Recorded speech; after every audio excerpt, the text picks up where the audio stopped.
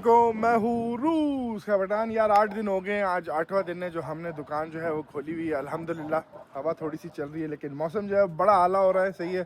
बर्फ़ वगैरह पिघल रही है, प्लस में है अभी मेरे ख्याल, मैंने देखा नहीं है, कोई 3-4 डिग्री हो रहा होगा जिस तरीके से लग रहा है। तो पीछे दुकान है हमारी, इसकी वीडियो वगैरह हमने सारी लगाई हुई है, किसी दुकान है क्या है अंदर, सारा सिस्टम जो है हमने लगाया हुआ है यूट्यूब पे। तो अगर देखना होगा तो जाके देख सकते हो, नहीं देखना तो आप लोगों की मर्जी है।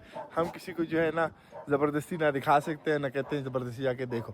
खैर बाकी ये है कि काम शाम अलहमदिल्ला चल रहा है। 8 दिन हो गए हैं तो ठक ठुक जो है वो लगी हुई है। अभी बाकी चीज़ें वगैरह भी दुकान में हमने कुछ चीज़ें वगैरह लानी है, तो वो भी मेरे ख्याल एक 6-7 दिनों में, 10 दिन तक जो है वो चीज़ें वगैरह भी आ जाएंगी।